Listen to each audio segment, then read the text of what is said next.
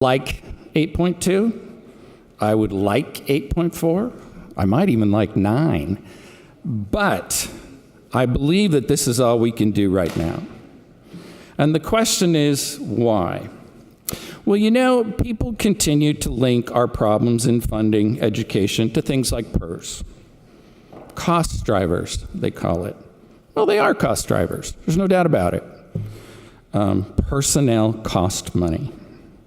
And I believe that PERS was a legally constituted contract, and thus I see it as a very legitimate state expense.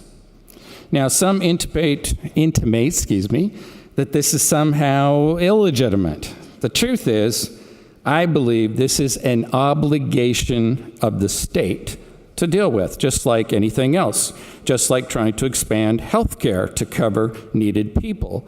So we have to stop looking at PERS as the whole problem. We also have to remember that in terms of funding, we're also dealing with problems in social services. We're also dealing with problems in emergency services. All of those things require us to raise revenue. Now, PERS, some critics say, can be fixed simply by having public employees have less and less. However, they want to do that before even discussing revenue. So let's think about this.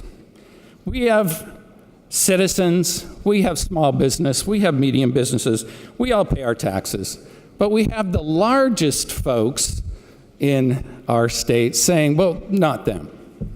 That doesn't make any sense. So I think that we have to get away from the narrative of saying, well, you got to fix PERS first before you talk about revenue, and realize that PERS is part of revenue. Now, the majority party is often much criticized in this body.